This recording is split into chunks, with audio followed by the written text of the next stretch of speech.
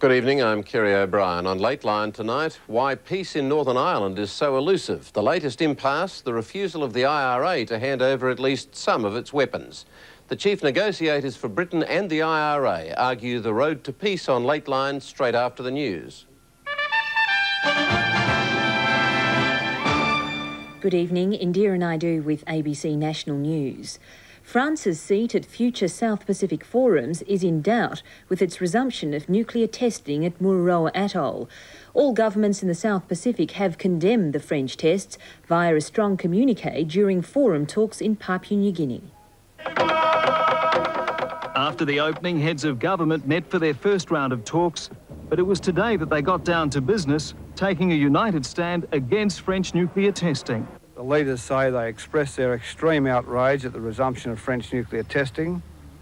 Forum leaders again demand that France desist. The forum leaders did, however, warn France that should it continue with its nuclear testing program, they'll review its status as a post-forum dialogue partner. Paul Keating says they couldn't do more. Well, would you like us to stand on our head and, borrow a few garlands from around here to make the show better for you? I mean, what else have we got to say? The forum winds up tomorrow. Divisions over women's reproductive rights are threatening a united end to the International Women's Conference in Beijing. Most concern a draft document that sets broad directions for women's rights into the next century. And just in less than 2 hours, 20 reservations were put there. 20. That means 20 delegations. And the thing stopped there. This morning is reopened, and unfortunately I think there will be coming much more, many more.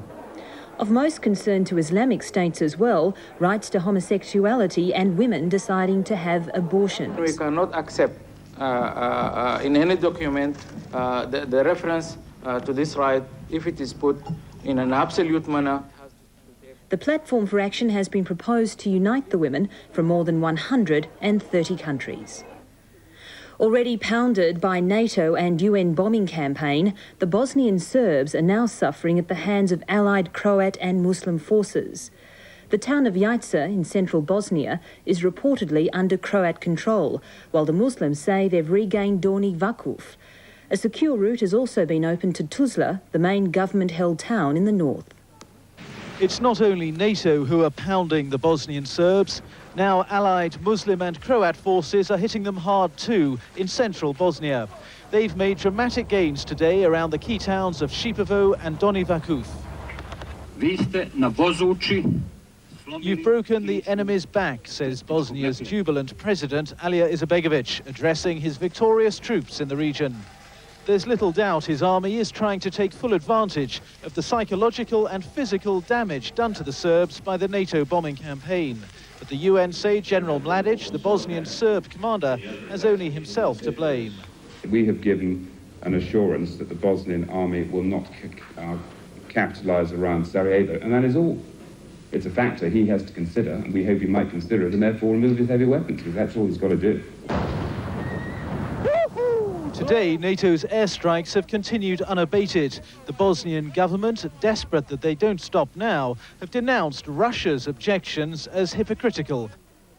The man who tried and failed to get Compass Airlines up and running plans to try again. Brian Gray has taken on Qantas in court to get terminal access for his new venture called Aussie Airlines. Mr Gray has gone to the federal court, accusing Qantas of breaching its airport lease agreement by not providing terminal space for Aussie Air.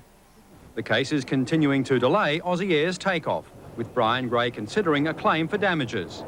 He's now hoping to start operating next year. We intend to operate 8 aircraft, and they'll be of the Airbus-style aircraft. Brian Gray is supported by the Federal Airports Corporation, the body that currently owns the terminals.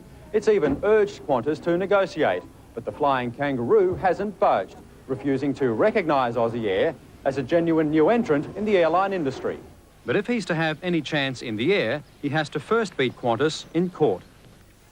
Another strong performance by the Australian dollar today, hitting a 2-year high against the yen. The dollar also consolidated recent gains against the US dollar, but analysts don't expect it to last. The dollar built on yesterday's gains to reach 79.51 yen, its highest level in 29 months. But analysts say the currency's rise has more to do with external forces than any change in economic conditions here. It's being swept up in a massive flow of funds out of Japan. The yen has lost value, especially against the US dollar, and changes to government rules have made it easier for Japanese retail investors to put their money overseas. And given the low level of interest rates there, they've got an official interest rate of 0.5 percentage point. That makes investing in Australian bonds a very attractive proposition. The effect of the currency rise is double-edged, making our exports harder to sell and imports cheaper. Bad news for the current account deficit. For example, we may start to see car prices, of Japanese cars that is, coming down a little. The upside is that a strong dollar may help curb inflation and interest rate rises. Late today, the dollar had eased off earlier highs. Sort of tends to suggest that the market was a little bit stretched and we wouldn't be